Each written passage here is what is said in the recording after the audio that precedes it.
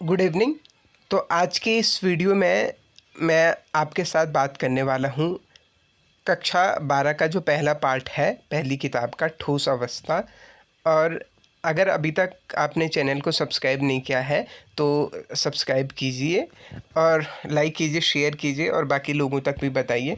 तो आज हम शुरू करने जा रहे हैं पहला पार्ट, जिसका नाम है ठोस अवस्था। सबसे पहली चीज़ आती है पदार्थ। तो पदार्थ क्या होता है? कोई भी चीज़ जिसके पास क्या होता है, द्रव्यमान होता है और जो स्थान घेरता है उसको हम क्या कहते हैं? पदार्थ कहते हैं। पदार्थ की वैसे 5 भौतिक अवस्थाएं होती हैं, जिनमें से एक ठोस है, द्रव है, गैस है, प्लाज्मा है और बोस-आइंस्टाइन कंडेंसेशन है। तो ये 5 पदार्थ की भौतिक अवस्थाएं हैं, लेकिन हमारा काम इन 3 पदार्थ की भौतिक अवस्थाओं से चल जाएगा। फिलहाल हमें पदार्थ की 3 भौतिक अवस्थाएं, ठोस, द्रव और गैस के बारे में समझना है। तो मैंने कहा अभी तक आपको समझाया कि कोई भी ऐसी चीज़ जिसके पास क्या हो, मास हो, यानी जिसका द्रव्यमान हो, जिसका भार हो और वो क्या करे, स्थान को घेरती हो, तो उसको हम क्या कहते हैं? उसको हम पदार्थ कहते हैं। तो पदार्थ की 3 भौतिक अवस्थाएं हैं, ठोस, द्रव और गैस। जैसे कि हम जानते हैं, ठोस में क्या होता है, आकार और आयतन दोनों क्या होते हैं? नियत होते हैं। जैसे आपके पास एक डिस्टर है या आपके पास वाइट बोर्ड है या आपका एक फ़ोन है, जिस फ़ोन से आप इस वीडियो को देख रहे हैं। आपका फ़ोन क्या है? आपके फ़ोन का कुछ ना कुछ द्रव्यमान है, कुछ ना कुछ भार है और अगर आप उस फ़ोन को किसी जगह पे रखेंगे तो वो स्थान भी घेरेगा। तो इसीलिए आपका फ़ोन क्या है? एक ठोस है। तो ठोस वो होते हैं जिनका आकार और आयतन दोनों नियत होते हैं। द्रव वो होते हैं जिनका आयतन तो नियत होता है, लेकिन जिनका आकार क्या होता है? नियत नहीं होता है। आयतन तो नियत होता है लेकिन आकार नियत नहीं होता है। मतलब इसको ऐसे समझ लीजिए, मान लीजिए मैं बाज़ार से 1 लीटर दूध लेकर आया और मैंने उस 1 लीटर दूध को पतीली में डाला, तो क्या हो जाएगा? वो दूध क्या हो जाएगा? पतीली की शक्ल ले लेगा, वो पतीली जैसे बन जाएगा। और अगर मैं उसी दूध को किसी जग में डालता हूँ तो वो दूध जग के आकार ग्रहण कर लेगा। तो जिस भी बर्तन में आप उसको डालोगे वो उसके हिसाब से अपने आकार को बदल देगा। तो इसीलिए जो द्रव होते हैं उनका आकार तो क्या होता है, उनका आयतन आकार फिक्स नहीं होता है, लेकिन उनका जो आयतन होता है वो फिक्स होगा। मतलब 1 लीटर दूध को आप चाहे पतीले में रखें, आप चाहे जग में रखें, आप किसी में भी रखेंगे तब 1 लीटर दूध हमेशा 1 ही लीटर दूध होगा। तो इसीलिए द्रव का आकार तो नियत नहीं होता है, लेकिन उनका आयतन क्या होता है? फिक्स होता है। लेकिन जब हम गैस की बात करते हैं, उनका आकार और आयतन दोनों क्या नहीं होता है? निश्चित नहीं होता है। इस बात को ऐसे समझ लीजिए, आपके पास एक गुब्बारा है, आपके पास 2 अलग अलग किस्म के गुब्बारे हैं। आपने एक गुब्बारे पे हवा भरी और आपने देखा कि वो गुब्बारा कोई दिल की आकृति बना रहा है, कोई गोल आकृति बना रहा है, अलग अलग प्रकार की वो आकृतियाँ बना सकता है और उनका आयतन भी बदलते रहता है। तो इसीलिए हम पदार्थ की 3 भौतिक अवस्थाएं के बारे में मैंने आपको बताया। लेकिन अब सवाल आता है कि ठोसों का आकार और आयतन दोनों नियत क्यों होते हैं, दोनों फिक्स क्यों होते हैं? अब अगली स्लाइड में हम इस बात को समझते हैं। तो अगली जो इम्पॉर्टेंट चीज़ है वो है अंतर आणुक बल। एक्चुअली क्या है कि स्लाइड में कुछ शब्दों की भाषा की गलती होगी। ये इसलिए है क्योंकि मैं हिंदी मीडियम में, आपको गूगल पे पीपीटी बनी नहीं मिलती है, तो आपको खुद से पीपीटी बनानी पड़ती है। तो और मैं हिंदी लिखना सीख रहा हूँ, तो अभी वो भाषाई गलतियाँ हैं। तो अंतराणुविक बल की बात करें अगर, तो अंतराणुविक बल क्या हुए? मान लीजिए आप इसको ऐसे समझ लीजिए, अंतराणुविक बल को ए और बी 2 दोस्त हैं, ए और बी 2 दोस्त हैं, तो उनके बीच की जो फोर्स है, जो दोस्ती है, वही उनका क्या है? अंतर आणुविक बल है। तो अगर आप देखेंगे ठोसों में अंतर आणुविक बल जो होगा वो सबसे अधिक होता है, द्रव्य में वो ठोसों से कम होता है, जबकि गैस में अंतर आणुविक बल जो होता है वो सबसे कम होता है। तो मैंने अभी तक आपको कहा अंतर आणुविक बल, आप ये समझ लीजिए कि अगर आपकी 2 लोगों के बीच में उनकी अंडरस्टैंडिंग ज़्यादा होगी, अगर अंडरस्टैंडिंग ज़्यादा होगी, समझदारी ज़्यादा होगी, तो वो एक दूसरे के ज़्यादा क्या होंगे, करीब होंगे। आप अपने उस दोस्त के सबसे ज़्यादा करीब होते हैं जो आपके को बढ़िया से समझता है, जिसके साथ आपकी बॉन्डिंग, जिसके साथ आपका बंध क्या होता है, बढ़िया से बन रहा होता है। तो ठोस में जो अंतर आणविक बल होता है, मतलब किसी भी दो कणों के बीच का जो बल होता है वो बहुत ज़्यादा होता है। इसीलिए ठोस के जो कण होते हैं वो एक दूसरे के पास होते हैं। तो इसीलिए क्योंकि ठोस में अंतर आणविक बल प्रबल होते हैं, इसीलिए उनका आकार और आयतन दोनों क्या होते हैं, नियत होते हैं। इसीलिए वो केवल अपनी जगह पे कंपन कर सकते हैं। लेकिन गैस में अंतर आणविक बल क्या होते हैं, कमज़ोर होने की वजह से उनके आकार और आयतन दोनों नियत नहीं होते हैं। अगर आपसे कोई पूछे कि अंतर आणविक बल के आधार पे सबसे ज़्यादा अंतर आणविक बल किस पे है, आप में ठोस में, उसके बाद द्रव में और उसके बाद गैस में, तो अंतर आणविक बलों की वजह से ही ठोसों के आकार और आयतन क्या होते हैं, नियत होते हैं। अब अगला पॉइंट आता है ऊष्मा का प्रभाव। तो इफेक्ट ऑफ हीट, ऊष्मा के अगर हम किसी चीज़ को गर्म करेंगे तो उसमें क्या होगी, उसमें ऊर्जा जनरेट होगी, उसमें ऊर्जा का निर्माण होगा। अब इसको ऐसा समझ लीजिए, अगर आपने गैस पे पानी रखा और अगर आपने गैस ऑन किया तो आप देखेंगे होगा क्या यहाँ पे कि पतीला गर्म होगा, उसके बाद कंटेनर गर्म होगा, उसके बाद गैस के जो द्रव के जो कण, पानी का एक पार्टिकल, एक कण दूसरे कण पे बल लगाएगा, उसको ऊर्जा देगा, वो तीसरे को देगा और वो आपस में एक दूसरे के साथ ऊर्जा को का आदान प्रदान करते रहेंगे। वो आपस में एक दूसरे से टकराते रहेंगे और एक टाइम बाद वो भाप बन के क्या होने लगेगा, उड़ने लगेगा। तो ये तो था भाई ऊष्मा का प्रभाव द्रव पे। लेकिन ठोस पे ऊष्मा का सबसे कम प्रभाव पड़ता है, द्रव में, बीच में, और गैस में ऊष्मा का सबसे अधिक प्रभाव पड़ता है। इस बात को ऐसा समझ लीजिए कि आपके पास, मान लीजिए कि आपके पास एक बर्तन में आपने पानी उबालने के लिए रखा और दूसरे बर्तन में आपने पानी के साथ आपने कुछ पत्थर मिला दिए हैं। तो अगर आप उनको उबालेंगे दोनों को, तो आप पाएंगे कि वो बर्तन जिसमें केवल पानी था वो जल्दी भाप बन गया, जबकि जिसमें पत्थर था वो उसमें क्या होगा, वो देर में भाप बनेगा। क्यों ऐसा क्यों हुआ? ऐसा इसलिए हुआ क्योंकि वहाँ उस दूसरे बर्तन में आपके पास क्या था, पानी के साथ आपके पास पत्थर भी थे, और वो जो पत्थर थे उन पत्थरों में क्या हुआ, उन पत्थरों में वो ठोस थे, उसमें जो कण थे वो एक दूसरे के क्या थे, पास थे। तो ठोसों पे ऊष्मा का सबसे कम प्रभाव पड़ता है क्योंकि उनके बीच में प्रबल बल काम करता है। इसीलिए ठोस केवल अपनी जगह पर कंपन कर पाते हैं। अब ये हुई बात। अब तीसरी बात आती है ठोसों के गुण। अगर आपको ये दो बातें समझ में आई हैं तो आप ठोसों के गुण समझ सकते हैं। जैसे आपको पहले से भी पता है, ठोसों का द्रव्यमान और आयतन एवं आकार सब क्या होते हैं, नियत होते हैं।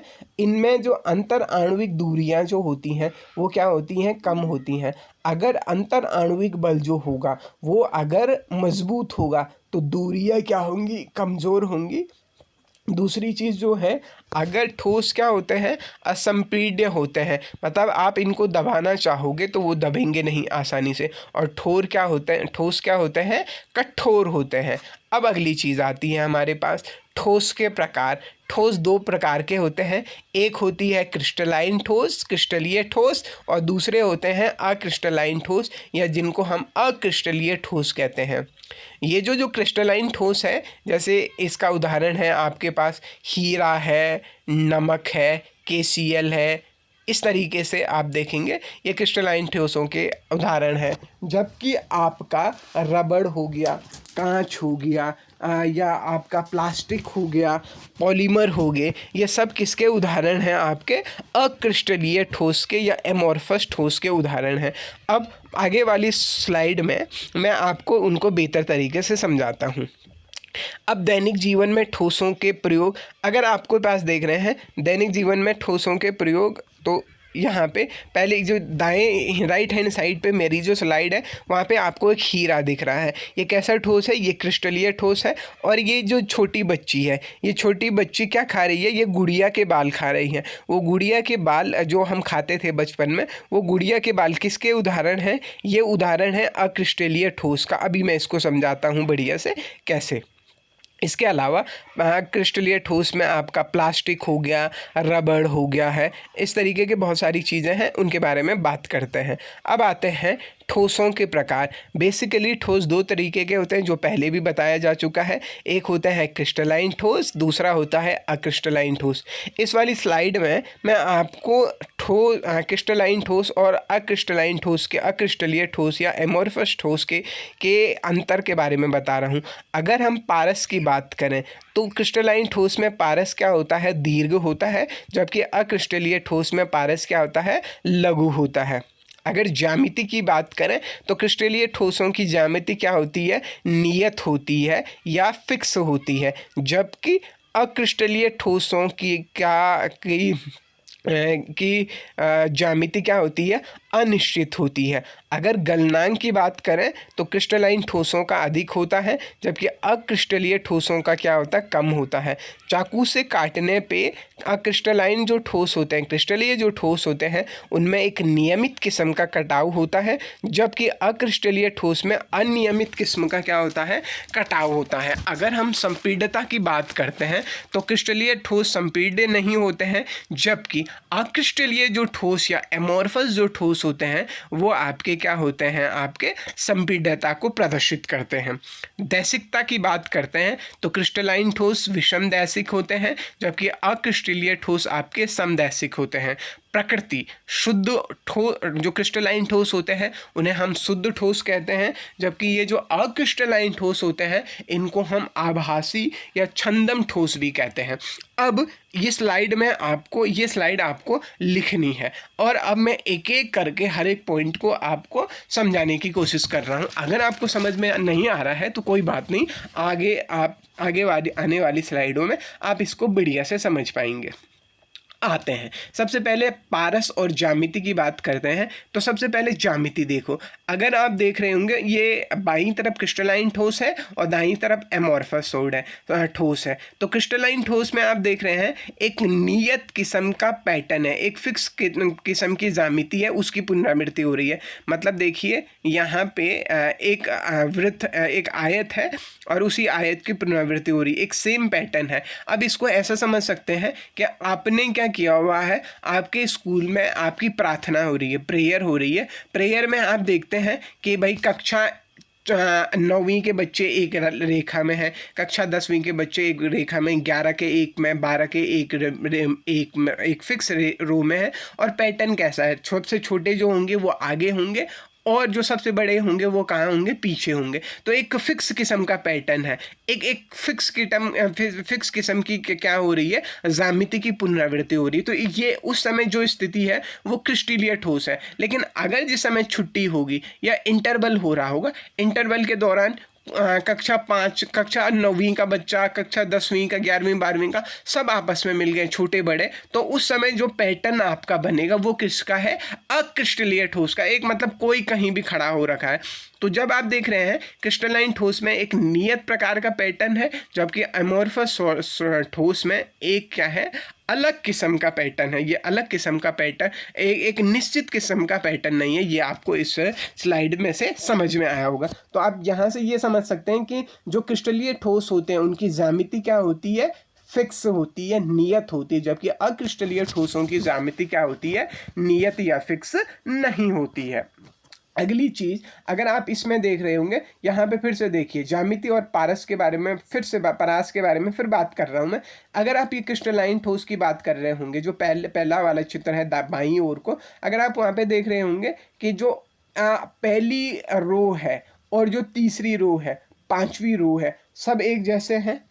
दूसरी रो, चौथी रो और 6वीं रो एक जैसे हैं। तो मतलब सम संख्या वाली एक जैसे हैं और विषम संख्या वाली एक जैसे हैं। तो इसमें आप आसानी से अरेंजमेंट का पता लगा सकते हैं कि भाई सम वाले एक जैसे हैं और विषम वाले एक जैसे हैं। लेकिन एमोर्फस वाले में अगर आप देखोगे आपको नहीं पता चल पाएगा कि यहाँ पे पैटर्न कौन सा है, यहाँ पे किस तरीके से कणों को रखा गया है। तो इसीलिए आपके क्रिस्टलीय ठोसों की ज्यामिति क्या होती है, निश्चित होती है, जबकि अक्रिस्टलीय ठोसों की ज्यामिति क्या होती है, निश्चित नहीं होती है। अगर हम गलनांक और संपीड्यता की बात करते हैं, पहले गलनांक की बात करते हैं। जो अक्रिस्टलीय ठोस होते हैं उनके गलनांक कम होते हैं, जबकि क्रिस्टलीय ठोसों के गलनांक क्या होते हैं, ज़्यादा होते हैं। अगर आपके पास, मैं आपको कहूँ कि आपने गुड़िया के बाल खाए होंगे सबने बचपन में, अभी भी खाते होंगे, तो अगर वो गुड़िया के बालों को अगर आप अपने अपने जीभ में रखते हैं, आपको तुरंत क्या होता है, वो क्या हो जाता है, आसानी से वो किस में बदल जाते हैं, वो पिघल जाते हैं, क्योंकि उनका गलनांक क्या है, कम है। लेकिन उसी की जगह पे अगर आप मोटा नमक अपनी जीभ में रखेंगे, क्या वो उसी मात्रा से पिघलेगा जिस मात्रा से आपके गुड़िया के बाल पिघल रहे थे? नहीं, क्योंकि वो दोनों किस किस के उदाहरण हैं? आपका ये जो है गुड़िया के बाल हैं, ये आपके अक्रिस्टलीय ठोस के उदाहरण है, जबकि आपके ये दूसरे वाला ये जो है वो आपका क्रिस्टलीय ठोस का क्या है, उदाहरण है। तो आप इसको ऐसे भी यहाँ पे समझ सकते हैं, इसको आप ऐसे भी समझ सकते हैं। अब संपीड्यता की बात करें, अगर आपको कहा जाए कि गुड़िया के बाल को आपको क्या करना है, दबाना है, उस पर दाब लगाना है, तो गुड़िया के बाल आसानी से दब जाएंगे क्योंकि वो संपीड्य है। लेकिन अगर आपको मैं कहूँ कि ये हीरा है, इसको दबाइए, हीरा तो दुनिया की सबसे कठोर चीज़ है, उसको दबाने की कोशिश करेंगे आपका, वो नहीं दबेगा। मैं आपको कहूँ कोई पत्थर आपको दबाना है, आप दबा, ऐसा नहीं है कि वो दबेगा ही नहीं, कभी ऐसा नहीं कहा मैंने, पर आसानी से नहीं दबेगा क्योंकि वो संपीड्यता को प्रदर्शित नहीं करता है।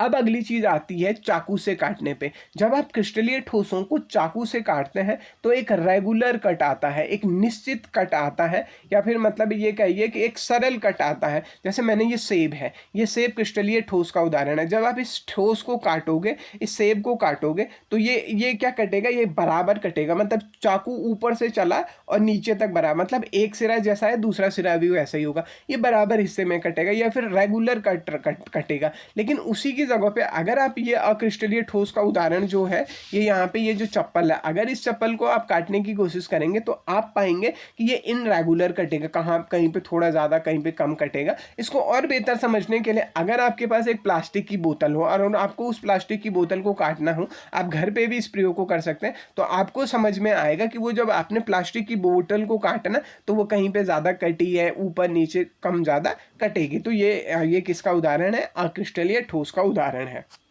अब दैसिकता की बात करते हैं। दैसिकता क्या होती है कि भाई कि आपके जो अक्रिस्टलीय ठोस होते हैं उनके सभी दिशाओं में आपकी वैद्युत चालकता के थर्मल एक्सपेंशन के कठोरता के मान क्या होते हैं, अलग अलग होते हैं, जबकि अक्रिस्टलीय ठोसों में ऐसा नहीं होता है।